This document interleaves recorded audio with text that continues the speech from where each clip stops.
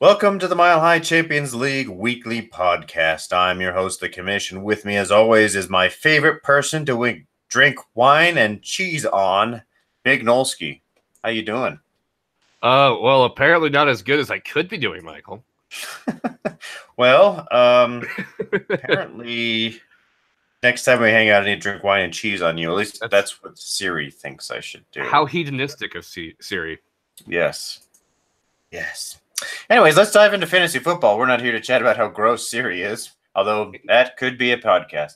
Let's dive right into the MVP of the week, which is Grant. Holy cow, 229 points. Whoa. Absolutely murdered Kenfield, who actually had a pretty good week at 173.5. So congratulations to you, Grant. We'll get into why he won that. And I think it's very obvious about his high score, but we'll figure out how he got that score. The MVP of the week was Alvin and the Chipmunks. Alvin Kamara, 56 points, barely beating out Matt Ryan, who had a career game, unfortunately for me, but fortunately for Larson.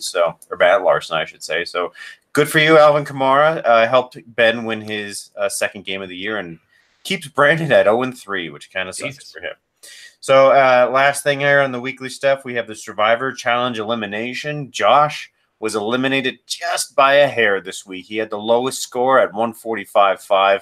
Yours truly barely eked out 146. So we have Noel, Brandon, and Josh eliminated. The remaining 9 are still in play for the prize. Let's go to the bye weeks for the week. The Panthers and the Redskins are off. I guess we should probably talk about that in the preview part, but fuck that. So let's go right to the recap. So let's go into the first game of the week, which is the Doomgivers versus the Galloping Gonorrheas.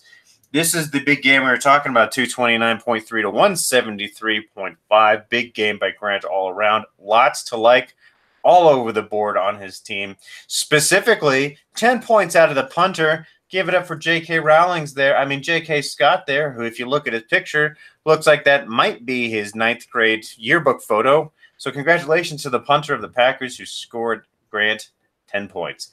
But the real star of the game there is Todd Gurley again, 44 points for this dude. He is a beast.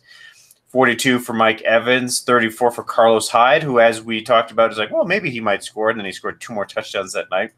And then Deshaun Watson, 36.8 points. So lots to like on Grant's team. And then finally, the 13 points from the kicker was just the beautiful icing on top of that amazing cake that he had. So congratulations, Grant. That's awesome. On Kenfield's side, it was a good game, 173 points. That's very respectable to say the least. Cam Newton, 38. Alex Collins, 23. A.J. Green and Trey Burton, kind of slower weeks, at least for A.J. Green, 16 points. 15 points out of tight ends, not bad. Adrian Peterson, the man Kenfield has adored for so long, finally came through for him. 40 smackaroos right there. And then Tyreek had a very off week, at least for Tyreek Hill. 13 points. What the hell? I guess maybe this is the trajectory. When you start at 73, you really are only going to go down from there. 73, 29, 13. If he stays at this rate, he'll probably be 5 points against Denver this week. So we'll see how he does in the Mile High City on Monday. Okay games by his special teams there. 4 points for Gostkowski, 10 points for Logan Cook, the punters. So who actually looks like a man versus J.K. Rowlings there, who's I don't think he's legally allowed to earn money in the NFL. He doesn't even he has to get his parents' permission. I think he's 20. Is he 20? Good for him. So when everyone else is out at the bar party, he's like, all right, guys, I'm DD again. Who wants water? Okay, great. Love you. Anyways, I'm assuming that's what punters do in general. But anyways, so congratulations to Grant. You are 2-1. You are tied for first in the Pacific with 2-1 Matt Canfield, tied for first in the Pacific. So congratulations, Grant, on your win. Sorry, Canfield, for your loss. Let's go on to the next game. Kings of the North versus Littleton Spartans. So despite, Brandon's, I would say, respectable effort, I mean, it was only 149 points, but his starters who aren't his kicker actually did fairly well. It's just that, Ben and his team of reeks just did better. I mean, even a down game, Aaron Rodgers, 30.4 points, but it never hurts to have the MVP. So 56 points from Alvin Kamara. DeAndre Hopkins, good game, 23. Jordan Reed, good game, 17. Marvin Jones, decent game. Like, he kind of wasn't around for most of the game and caught a big touchdown pass towards the end, 23 points. Chris Thompson kind of fell back to earth after being just a revelation to start the season. 4 points, 2 points from his punter, 8 from his kicker, 20 points from his defense as the Titans beat the Jacksonville Jaguars 9-6 in a very high-scoring baseball game. As I said, Brandon just kind of almost a plodding effort, really, from most of his players. Andrew Luck, 22. Isaiah Crowell, 23 points, despite wiping his ass with the football after scoring a touchdown. 24 points from Julio Jones. Good, but not great from Julio Jones. Jared Cook, again, falling back to earth, 11 points. 22 points for David Johnson, who just continues to disappoint. 15 points from T.Y. Hilton, which, he's going to have a bad week when Andrew Luck's only throwing for 164 total yards. So there's that. 21 points from his punter, though, so good pickup there, Brandon, for the Buffalo punter, even though Buffalo won that game. 0 points from Dan Bailey after me saying that was a good pickup. But sorry, Brandon, I shouldn't say these things. Texans defense, 11 points.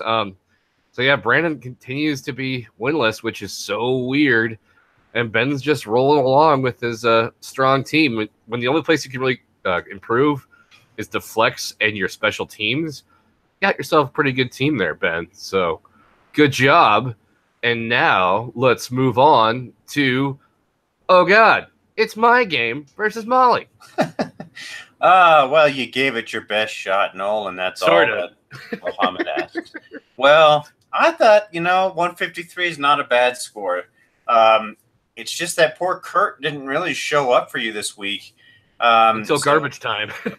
Until garbage time. That's right. Although tonight he's got a pretty good showing so far. We're recording this Thursday night. It's about halftime at the Thursday night game, and he's already got 23 points, more than he got this last week entirely. So, yeah, they just look bad. I mean, I don't think anybody expected Buffalo to go into Minnesota and win. And not only that, but hold Minnesota to no touchdowns. That was weird. That was really weird. Anyways, let's look at these things. It was a bad quarterback week in general because not only did Kirk get 18 points, Tom Brady got less than 10.8 points. That sucks. I think Brady is finally showing his age. The greatest of all time, yeah, perhaps, but he's not immortal. He eventually will break as he's doing right now. So I think his time has come. Anyways, let's go on to the running backs. Good games by both of them. 34 points by I don't know how to call him, the guy I really wanted, Saquon Barkley, 34 points. Awesome there.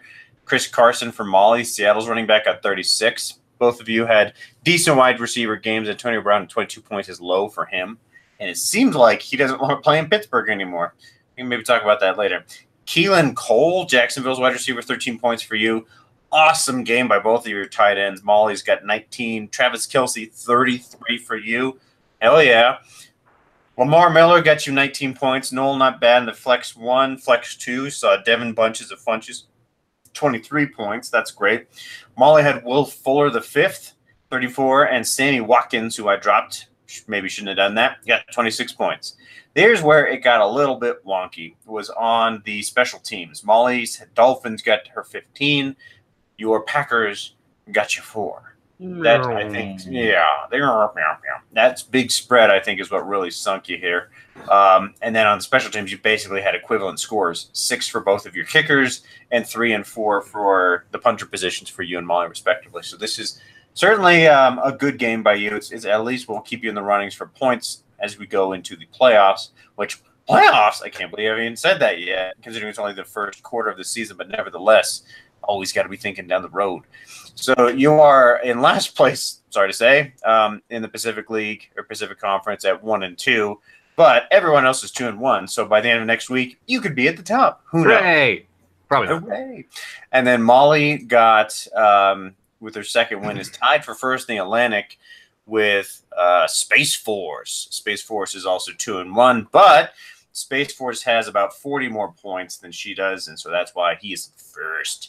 All right, let's move on to the next game, which is the Legends of Lincoln versus Kenya Drake in My Feelings.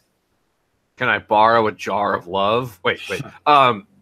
So, yeah, this was a very, very big win for Courtney at 180 points, 180.8 points to a not a great showing, but not terribly bad. 145.5 for Josh. As you said, Mike, that was enough to get him kicked out of the Survivor or eliminated from the Survivor pool or whatever the hell it is. And so just kind of almost like mirror scores in some ways where both quarterbacks had really good games. Mahomes, kind of cooled off somewhat. If 34.8 points is cooling off, but that's not 5 touchdown passes or 6, whatever the hell he threw. Versus Roethlisberger and his the struggling Steelers, who still won but got 38 points. Kareem Hunt's kind of quiet start the year, 20 points, not bad, but you'll take that all the way over Kenyon Drake's 3 points. 9 points for Keenan Allen, which is surprising. It says he's questionable, so I wonder if he just got hurt partway through the game. O.J. Howard, very good game for him, 20, and like as you said, he's kind of up and down. Huge game from Christian McCaffrey, 44 points. He looks like the real deal this year after last year kind of only showing some signs of greatness. 27 points, Cooper Kupp, 12 points for punter. McManus, quiet game. Defense, as you both said, the Vikings just didn't show up. So that was enough to take down, really, apart from Jarvis Landry and Brandon Cooks, a very lackluster performance from her other starters on offense. Punter, 5 points, who you would have thought with the beating that Buffalo gave to Minnesota that get more, but they turned the ball over a lot, so that's where that came from. Her kicker did not have a good game. He made all his extra points, but missed his only field goal attempt. Broncos defense, as we saw, not great, 12.5. So I think I just called Nick Herr. Sorry. But yeah, huge win for Courtney, and Nick is he's down there with me at 1-2, and Courtney is tied for first in the Mountain Conference at 2-1. And from there, who we got next? Who we got? Well, we got Space Force and the Buffaloes. So this was certainly interesting. This is Nick's second win in a row, Vanessa's second loss in a row. And it was a close one, 190-8 to 182.7. Pretty darn close. Where Nick had a pretty good team overall. He had some monster games that pushed him up to that 190 level. Vanny was a little bit more consistent in that she had just more players do what you'd expect them to do. The real thing that I think pushed Nick ahead was Drew Breesius with 52.8 points. This dude is awesome. In a monster week in Atlanta, they went into overtime, and he ran in 2 touchdowns after throwing for – what did he throw for? He threw for 3 touchdowns, so he scored 5 total touchdowns. This dude was on fire. Russell Wilson for Vanny, not so much. Less than half. 23.2 points for her for Russell Wilson. Running back positions both did well. Jordan Howard for Nick, 24. Ezekiel Elliott for Vanny, 32. That's great for both of them. Juju and Adam Thielen for Nick and Vanny, respectively, got 35 and 38, basically canceling each other out. Where the game really, I think, got turned on its head was in the tight end position, where Kyle Rudolph scored 20 to David Njoku's 9. Stephon Diggs and Deshaun Jackson in the flex for Nick. Very poor showing, 17 points between them total. Compared to Vanessa's flex positions, Emmanuel Sanders and Marshawn Lynch got 50 points total there. So certainly that's where Vanny stayed in the fight. Where you could argue it was determined, besides the quarterback position, was in the defense. The Bears got 24 points for Nick. The Eagles, 10.5 for Vanessa. Both of their special teams did pretty well. Stephen Hauschka for Vanny got 11. Harrison Buttlicker got 8 for Nick. And then the punters both did well, 10 and 9, respectively, for Nick and Vanny. So congratulations, Nick, on another win. Vanessa's sorry for your loss. Nick's 2-1 in the Atlantic. Vanessa's 1-2 in the same conference. But like I said, the only thing that could happen that wouldn't switch over the standings dramatically at this point is if Brandon won. Because everyone else, whether or not they win or lose, could go from bottom to top. Like Bull could do it, Vanessa and Josh could do it, Larson could do it, or Matt Larson could do it. I got to get used to – there's 2 Larsons. I keep saying Larson. I'm used to 2 Matts, and so I keep saying Kenfield or Larson. Now I have to say Matt Larson. Otherwise, it's just going to get confusing. Brandon at 0-3, however, could win and still be in last place, which kind of sucks. So Brandon's certainly lagging here in the Mountain Conference at 0-3, but at least for Vanessa and Nick, where they're in the Atlantic, they're still well in the fight. But again, we've still got 9 games to go, peeps. Don't get too afraid yet. So let's go to the final game. Okay. Fuck you, Matt Ryan. All right, go ahead, Noel. Yes, this was a much-needed win for the aforementioned Matt Larson, as he soundly beat your team, Michael, 181.2 to 146. And yes, a lot of that was on the back of Matt Ryan, but he also had Giovanni Bernard, who had 28 points. However, continuing the tradition of Matt Larson being just utterly having the worst luck ever this season, Giovanni Bernard is now questionable, and so I don't know how many hurt running backs someone can get in less than 4 weeks. But Matt Larson's doing his best. Bad performance from Amari Cooper, but good performance from Skittles, and good performance from James Cooper. But really, the big ones here are Matt Ryan, Giovanni Bernard, and his defense, which got him 25 points. Because the Cowboys' offense is trash. And Mike, you kind of just had a game where Carson Wentz was a little bit rusty, so 18 points. He'll bounce back from that. Melvin Gordon, relatively quiet day, 24. Another monster day from Michael Thomas, who is the target in New Orleans now. Disley had a bad game, 1 point, but if you watch the game, which I did because it's the only game on here, Seattle was just pounding the rock like the whole day. So just weren't doing a lot of passing. Golden Tate, kind of a down game for him, but still 19 points. Tevin Coleman, 16. In a game that featured a lot of passing, as Mike surely noticed.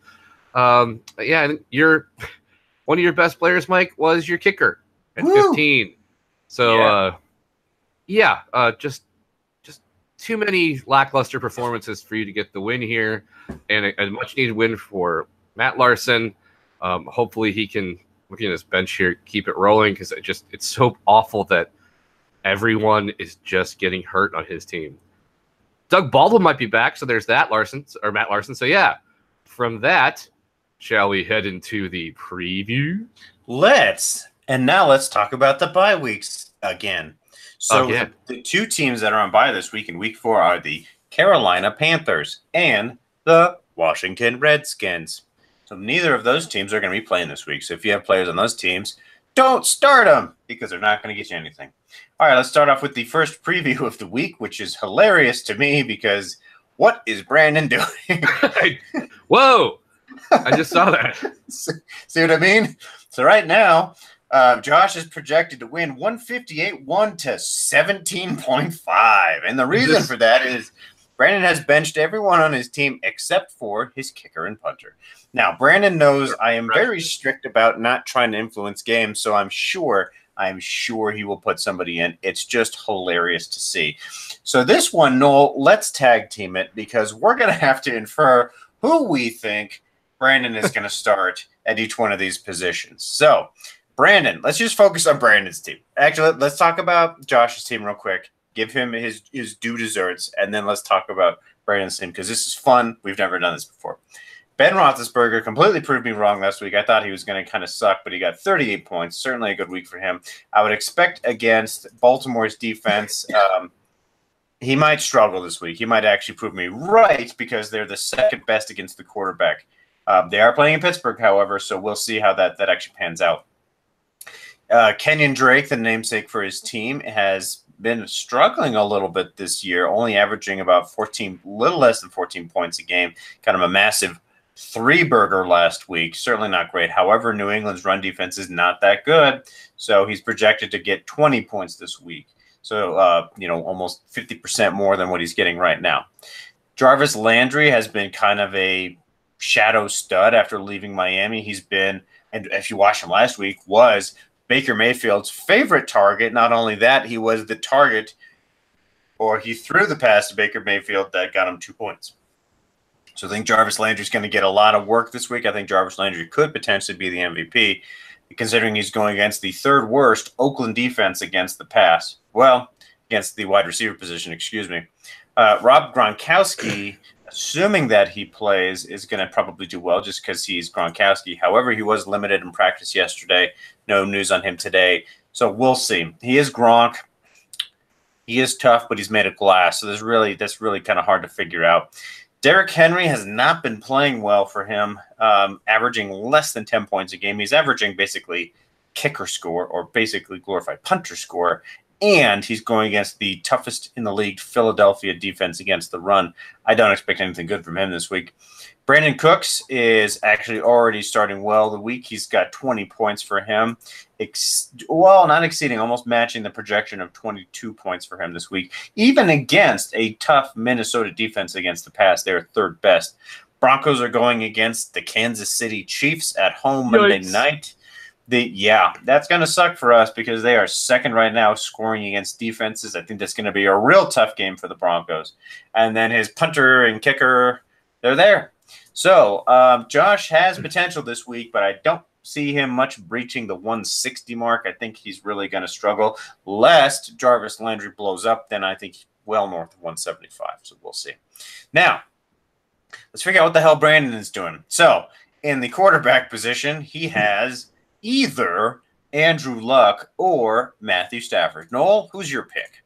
I think he goes with Stafford. I think Houston's defense is not great, but they're tough enough, and Luck still doesn't look like he's fully back, and Stafford had a good week last week, and Dallas's defense, as we saw, isn't great. So, yeah, I like Stafford. I like Stafford, too. I think oh, boy, that's tough. I think you will start Stafford. Even though they're away in Dallas, I think they've got something to prove. They haven't looked good this year, and I think Stafford needs to prove himself. So I think you're right. I think he's going to start Stafford this week.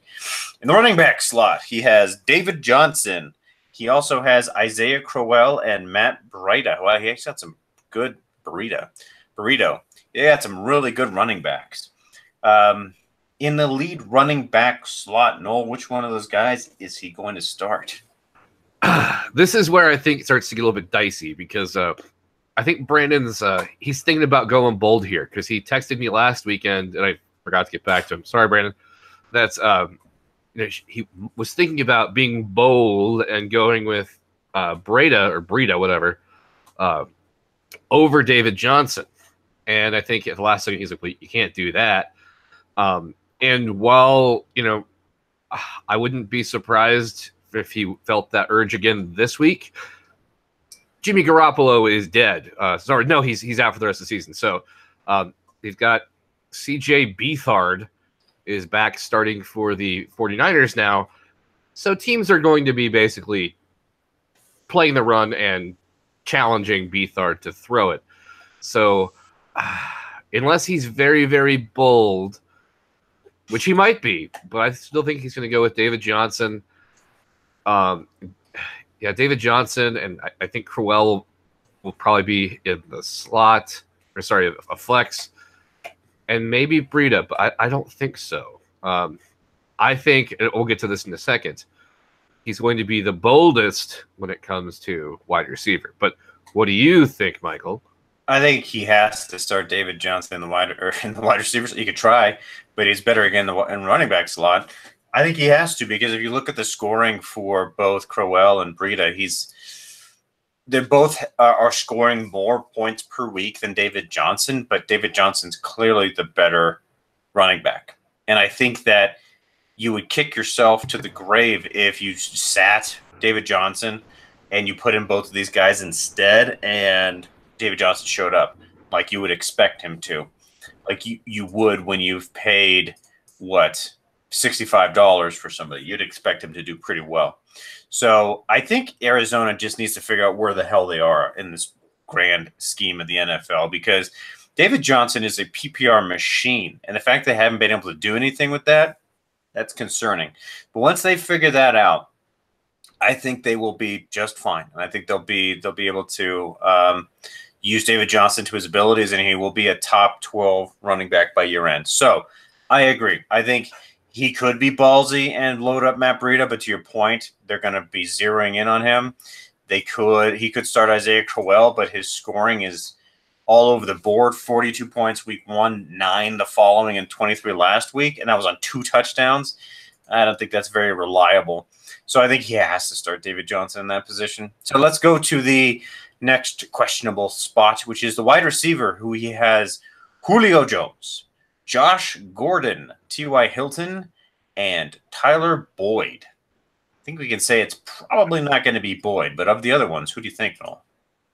Well, Boyd, Brandon picked up because he had a huge game last week. But for those of you who have watched Boyd throughout his career, this happens every once in a while where AJ Green has a quiet game and Boyd blows up, but it doesn't usually last more than a game or two at a time. And you can't predict it.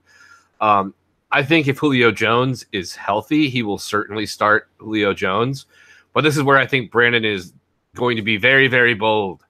And I think he, not knowing what in the hell to expect from him, but I think Brandon is going to start Josh Gordon in the flex. Oh, snap.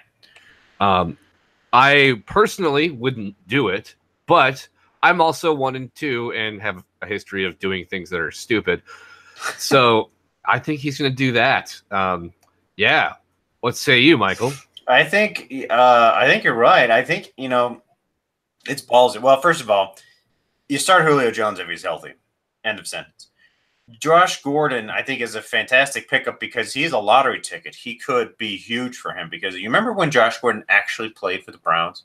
Yep. He was so damn good. Like, he's a physical specimen. It was awesome. Exactly. He is awesome. His off-field antics, however, have detracted from his on-field performance. If he can get that squared away, and I don't think Belichick is going to put up with bullshit, I think Josh Gordon could be just as good, if not better, than Edelman in New England because Brady needs somebody that can stretch the field. Edelman is good, and Edelman can do that, but that's not really what he's designed for. Edelman is just the consummate route runner. Like, you want him to be at this spot in the field, boom, he's there. Is it along the sticks? Sure. Is it across the middle like Welker used to run? Absolutely. He's that versatile. But I think Josh Gordon, with his speed and physicality, could be the guy that makes the secondary pull back, which is threatening for Edelman and Chris Hogan types because they can run across the middles, quick slants and whatnot. I think Gordon will do well there. It's just, can he contain himself is, I think, the big question there. So it'll be fun to watch. And I'm cheering for Josh Gordon because I hate to see people who get drafted in the NFL with this much talent, this much to offer the sports world, just get pulled out of it because of stupid off-the-field antics. I think it's really tragic to me. So I'm cheering for him as an underdog, Josh Gordon, that is. So if he starts him, it's a huge risk. But when you're 0-3, why not roll the dice? I mean, you might as well just go for it because Josh Gordon could blow up. Now, he could get like 2 points. Who knows? But I'd be very excited to see if he starts him, what happens with him. So in the tight end, let's move on to the next slot. In the tight end position, he has Jared Cook and Jared Cook. So I'm going to guess, hold on. Is it A, Jared Cook? Okay, I'm going to go with A, Jared Cook. All right, let's go on to the flex spots. You said Josh Gordon, Noel? Yes, one of those. Josh Gordon, and I think he'll go. I think he'll be bold and he'll go crazy and start either Boyd or Breida in the flex, or the other's flex spot. I think I'd start Breida. I mean, screw it. Go with Josh Gordon. What do you got to lose, really? They're playing in Miami. They need a win. Not just the Spartans, but the New England Patriots need to get back on their game. So, yeah, do it. I'd say Josh Gordon and Breida. That's who I would start at least there in those positions. So, finally, he has one defense, the Texans. So, I'm going to guess he's going to start the Texans.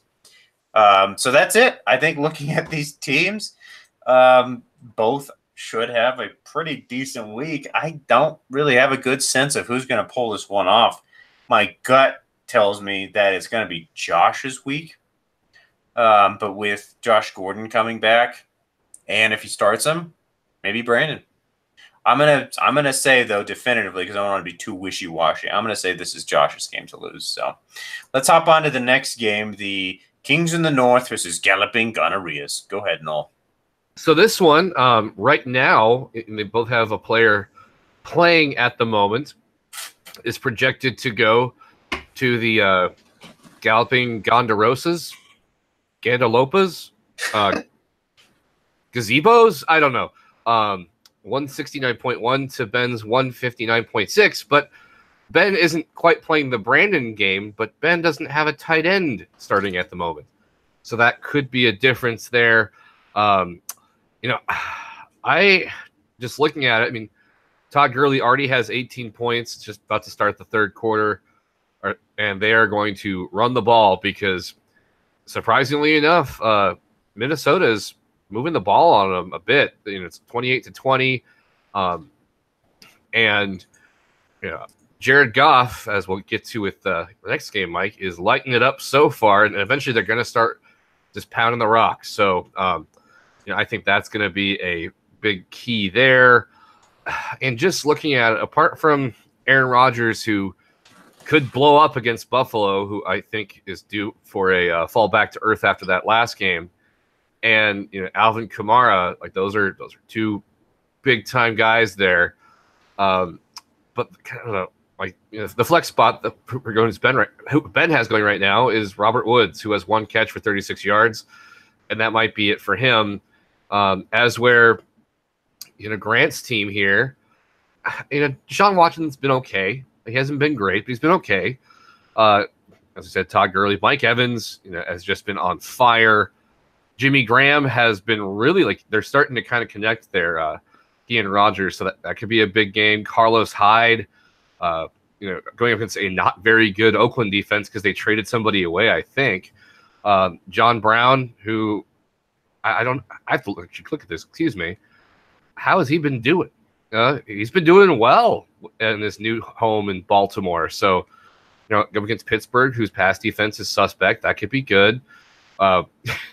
Punter, I think, will again have a good game, but he can't get a beer, but he'll have a good game. Justin Tucker will have a great game. And Brown's defense against that Oakland Raiders offense, which just does nothing in the second half, will be really good. So I like Grant here to push it to 3-1 and knock Ben down to 2-2. Sorry to say that, Ben, but that's just my gut thinking. Grant's got a good team. He does have a good team, and I'm a little embarrassed to say after taking, let's see, 4 or 5 years of Spanish, Galloping Ganadoras is Spanish for winners. I did not pick up on that until I just actually broke down the word. I figured it was a player because he's got the CSU player, and I was like, I just figured Ganadora is a player. Nope. Ganadora is Spanish for winners, my friends. So stay smart. Yay. Very smart. Brains is good. All right, let's go to the next game. The Legend of Lincoln versus American Doomgivers. Yeah. I was watching this game with Courtney before recording this podcast, and we kept cheering for Cooper Kupp because he's got one of the coolest names in all of the world.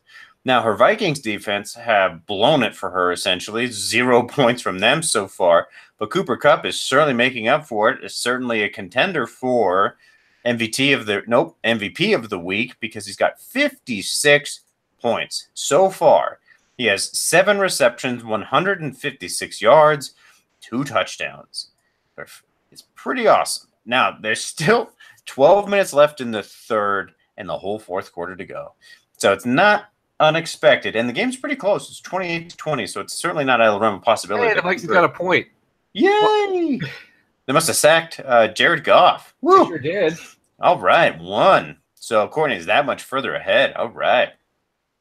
So not playing favorites. I have no favorites. I am a completely impartial reviewer of all of these games. I certainly want myself to win, certainly, but I don't have any bias when it comes to reviewing other teams, nor do I have any bias when it comes to dispensing justice as commissioner. So at any rate, Cooper Kupp, 56. Holy shit. Cooper Kupp.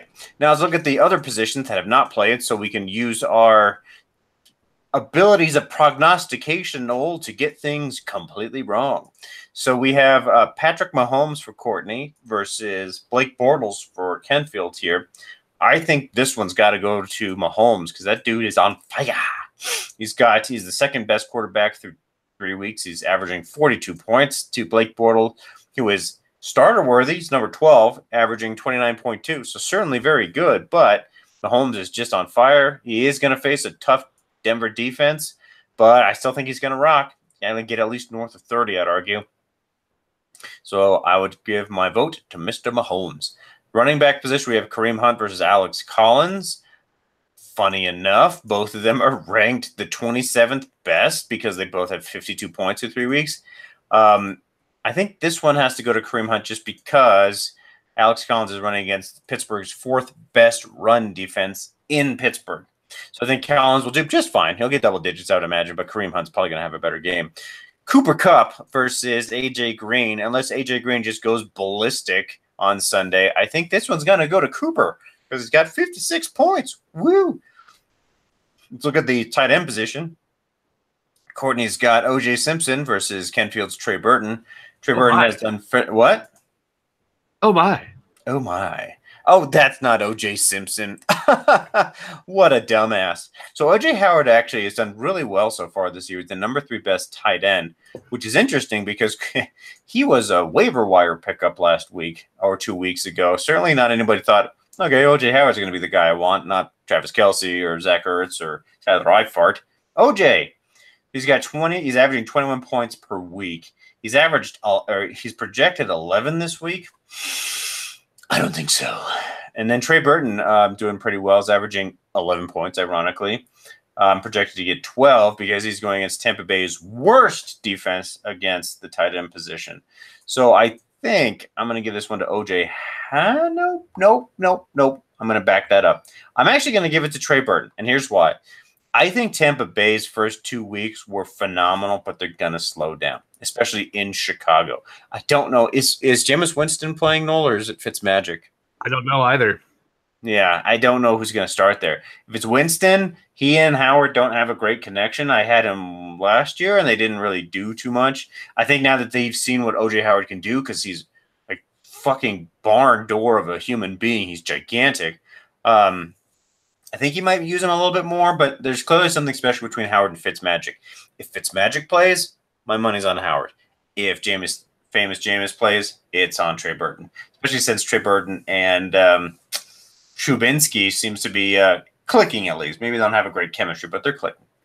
In the flex spot, we have Keenan Allen for Courtney and Tyreek Hill for Kenfield there. I don't know if Keenan Allen's going to play. He did not practice today, which is not a good sign for a Sunday start. Now, they are the afternoon game. However, if he doesn't practice tomorrow, she's got to sit him. And she doesn't have a whole lot on backup there. She has a running back on bye, another tight end, a quarterback, and Randall Cobb, who is also questionable. So Courtney's got her work laid out for her if Keenan Allen doesn't play. Of these two, I really like Tyreek Hill. I think I have to give him my vote. Peyton Barber versus Carry-On Barber, excuse me. I think Carry-On's done well. Peyton Barber, I don't really know too much about him. I don't know why he's done okay. Starting him, he's scored 25 points total this season. I don't know what she's picking. I don't know why she's starting him. And he's running against the second best Chicago defense. What? I'm going to go with Carry-On there. I think Carry-On certainly has done well. I mean, he's definitely flex worthy, averaging 18 points a week compared to 8.3 for Peyton Barber there. So that's suspect at best. And then we go on to the defenses here. Jaguars D is amazing, and they're going against a very mediocre to bad Jets offense. I think Sam Darnold's, first week we're like, oh, he's our savior. Then they play again. It's like, oh, shit. He's not that great. Oh, shit. So he's good. I think Darnold will be better. He will look, I think at the end of the day, I think he will look like a Kirk Cousins when he's when he's all kind of polished up and ready to play in the NFL, I think he will be pretty good. But I think it'll just be above average.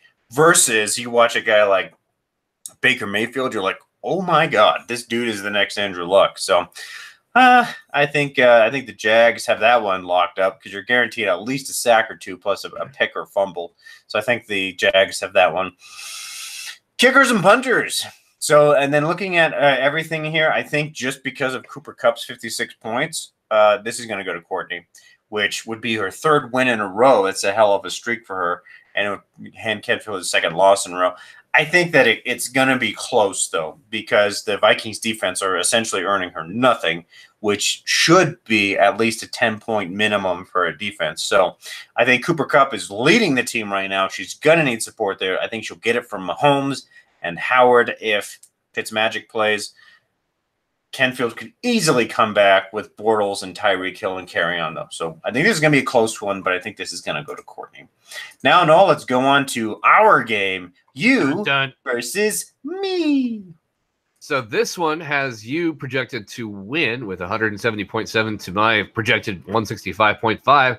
And I'm not saying anything about the totals, but I think that is correct because the main thing I'm looking at here is at the top of our rosters, there is a lot more to like on your side than there is on mine at the moment.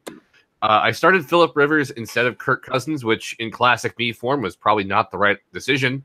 But I think Phillip Rivers will be right around that 30 spot, which Cousins is already knocking the door of. So yay.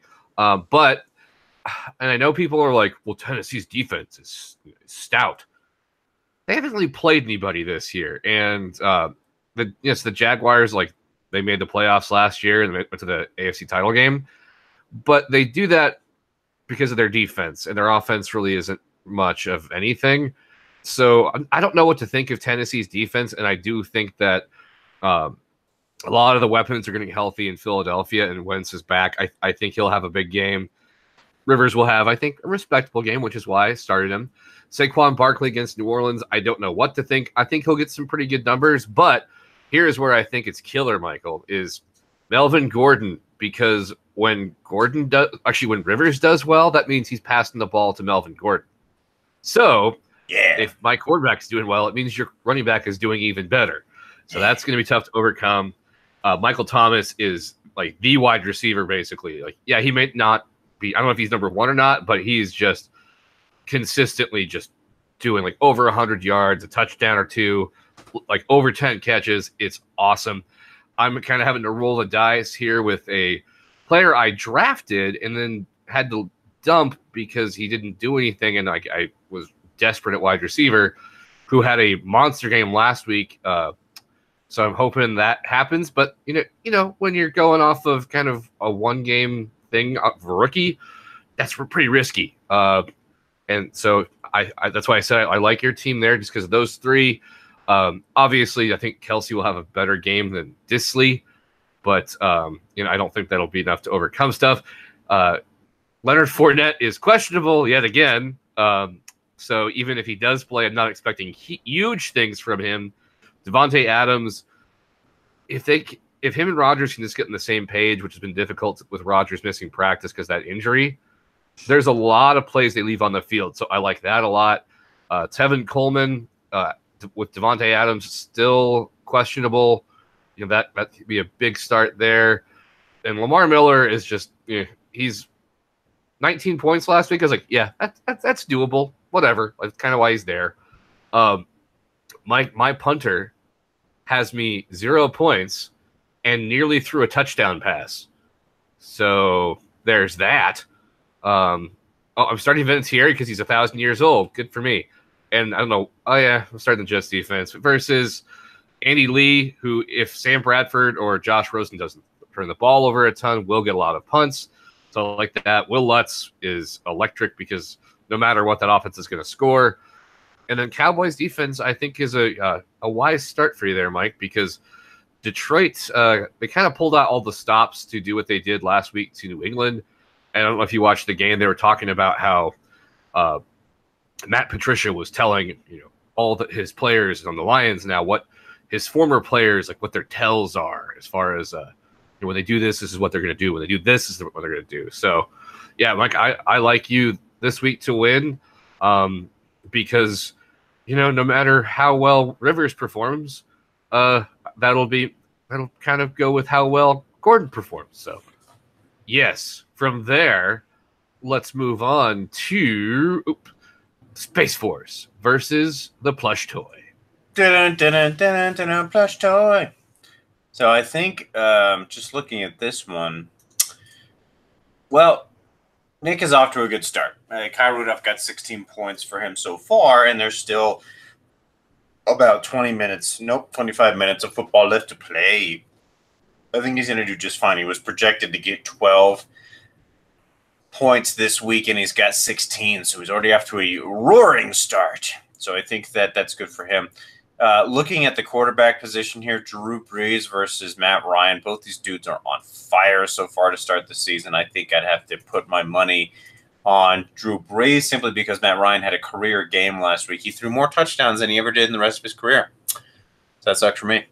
But I think that he's going to come back to earth a little bit there, especially on the road. He doesn't play as well on the road. Now, Drew Brees is on the road as well, but recall Drew Brees won on the road last week, so I think he's getting just fine. Jordan Howard and Gio Bernard, assuming that Gio Bernard plays. He was a limited participant today, so I think he will get the start. I think both these guys are awesome, but I do have a special place in my heart for Jordan Howard because I had him on my team several years in a row, and I think he is good. And he's going against Tampa Bay's not too hot run defense, so I think Jordan Howard has the my vote there. Odell Beckham Jr. versus Allen Robinson. Allen Robinson was good in Jacksonville, is not as much in Chicago, so I think Odell has my vote there. Kyle Rudolph and George Skittles there. Kyle, like I said, is off to 16 points there. Kittle is projected to get 13, and he's going against a tough Chargers defense there against the tight end, so I don't think he's going to pull it off. I actually think Kyle Rudolph will outscore him this week. Juju versus James Conner. I think Juju is amazing. So far, he's averaging 37 points so far this year, but James Conner is averaging 35. Both of them are facing tough defenses, so this is a coin toss here. I don't really have a good sense of which one they're going to do, especially since they're on the same team. So the next position, Tyler Lockett versus Sony Michael. Well, that's cute. His first name is Sony. That's nice. So Tyler Lockett's done very well. He's averaging 29 points a game. Sony, or maybe it's Sonny. Is it Sony? I don't know. Which one is it? No idea. It's spelled Sony. Could be Sunny if you spelled Sunny wrong. So let's just go with Sony because it's funnier. So good old PlayStation there is averaging 7 points a week to Tyler Lockett's 29. Hello. I'm going to go for Tyler there. Bears versus Seahawks here. Bears for Nick, Seahawks for Matt Larson. I think Seahawks have this one on lockdown because they're playing the Arizona Cardinals, who suck worse than a suckiest bunch of sucks that ever sucked. Harrison Butlicker and Matt Bryan, I think they're kickers. And then Marquette King and a to-be-determined punter to go in for Larson's team will be this one. I think this is Larson's game. Quite frankly, I think that Larson could win this week because he puts in a punter, right? So he's projected to get 154. Nick is projected 162. The average punter gets about 8 points. That would put them even. Steven. So fuck me, actually. I think I'm going to go with Nick because everything I said earlier would make me believe that Nick is going to win with Drew Brees, Jordan Howard, Juju Tyler. I think all these guys could outperform except for maybe Juju. So I think, Nick, this is your game to win. Now let's go to the last game. 5-second Chug versus the HR Buffaloes. The Badonkadonk Bowl is back. And it has Vanessa projected to win 170.5 to Molly's 158.7. And right off the bat, I was mistaken. You did have Jared Goff at one point this season, right, Mike? Sure did. First 2 weeks. So now he is riding the pine for Molly's team. And so she's got 38 points to go with 4 points from Dalvin Cook on her bench so far. So that's rough. I'm not making fun of you, Molly. We've all been there. As I mentioned earlier, I already have 26, probably more points by now sitting on my bench. So it happens. But from there, like this, Tom Brady against Miami going up against Russell Wilson going against Arizona. I like Russell Wilson, even though he's running for his life. Arizona's defense is bad.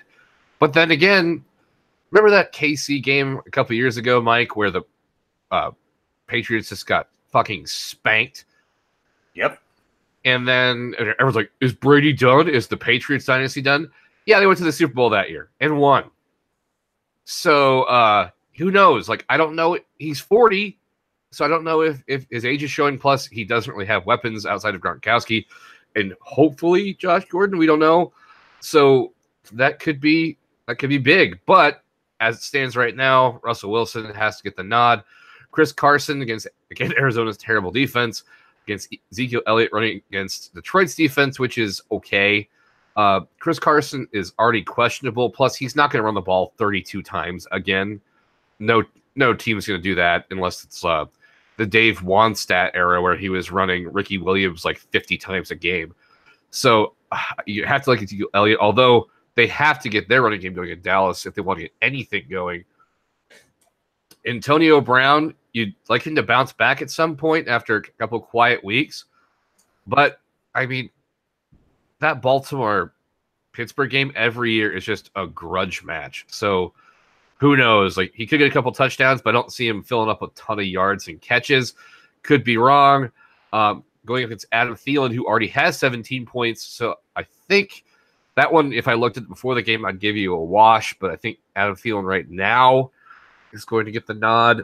Zach Ertz against Eric Ebron, who's had a very good showing so far in his time in Indianapolis. But come on, it's Ertz. And Ertz is loved by, what's his face? Oh, God, I've drawn a blank.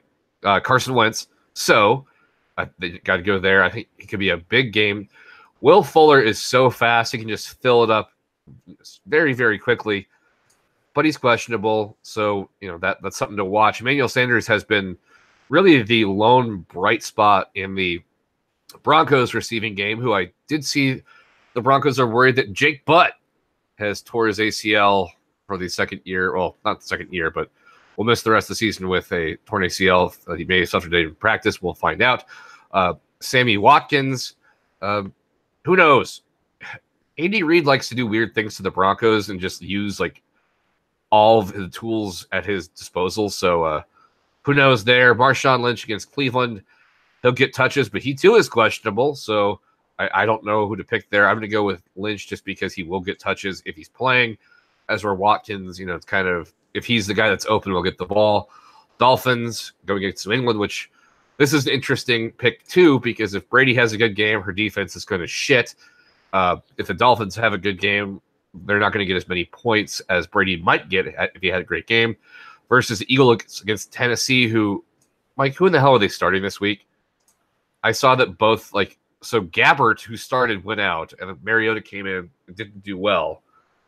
And they were talking about starting somebody else. So, yeah, who the hell knows there? I like the Eagles' defense, though, just because Tennessee's offense is pretty shitty.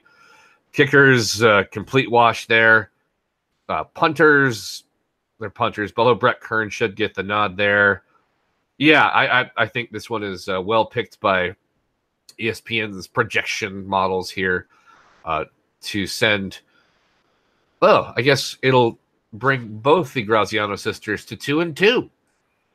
But yeah, there's just some tough matchups for Molly this week, and then there's just a ton of upside for Vanessa, who's already projected to win. So yeah, let's do the Badonkadonk Bowl. Did you say something about Jared Goff having 36 points? Because it's 43 now. I just saw that. Sucks to be you, Molly. So, anyways, and I say that very, very, very, very, very tongue-in-cheek because, as Noel alluded to, two things. Number one, we've all done it. Hands down, we've all done that. Number two, do not piss off the fantasy gods. They will piss onto your throat and don't piss them off. They will exact their revenge on you in terrible, terrible ways. They do not enjoy hubris. They do not. They take hubris to a They take it personally, and they will make you suffer horribly. So anyways, thank you for that, Nolan. To answer your question, Marcus Mariota will be starting for the Tennessee Titans this week. Woohoo. And his name is Marcus, in case you didn't know that. So at any rate, thank you very much, Noel. That wraps up everything for the Week 3 review, Week 4 preview. Is there anything else you'd like to add, Big Nolski? I think that's it for me, unless there's anything else that you want to add. There's two things. Number one, I kept the weekly poll because no one took the time to vote to decide whether or not they wanted to face t-shirt cannons away or towards their genitals. I'm curious. I put towards. It's a good question. It's a great question. And the picture of Alvin Kamara I found on the internet is fantastic. Apparently, he's like Skittles, except for his big thing is Airheads. So, it's been forever since I've even heard that. Wow, I forgot those even existed. Remember those in middle school? Those were all the rage. Like, you got like 3 Airheads for a nickel or something. Yeah. And I remember like, as an adult now, thinking back on my diet in a middle school was horrible. Because I'd be like, I'm hungry. What should I have for lunch? I'm going to have nachos, a brownie, and a slushie. Yay. I kept Jolt Cola in my locker. Was that next to your Tamagotchi and Crystal Clear Pepsi? I think Crystal Pepsi had like been phased out by the time we got to middle school, but could have been. It could have been. Or Surge. Remember Surge? I loved Surge. Oh, man, that crap was great. Straight up poison, but it was awesome. So, anyway, well, thank you all for listening to Noel and I's random musings and football talk. So, with that, Noel, thank you for being a part of this. As always, I deeply appreciate it. Please send us out. Go Broncos!